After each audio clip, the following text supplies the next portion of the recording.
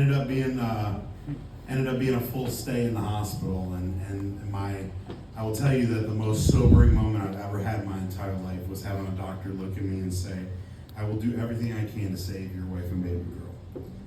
And so we stayed there for about a month, and finally my daughter came into the world, and she was born at 3 pounds, and from the top of her head to the bottom of her butt was the size of my hand.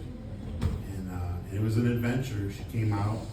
I had to watch her have CPR in that operating room twice, and she went on a ventilator, and she was on a feeding tube and the IVs, and there was wires hooked up. She looked like a predator by the time it was all done.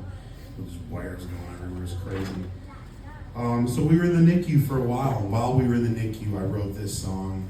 This song was never going to see the light of day, but I think it meant a lot to the family for me to take it out. And I started playing it out, and all of a sudden you realize that there are a lot of people who have a shared experience in the NICU. And so the day that I finished this song was the day that we got to take her home. And she's doing great now, by the way, which I always forget. I should probably lead with that.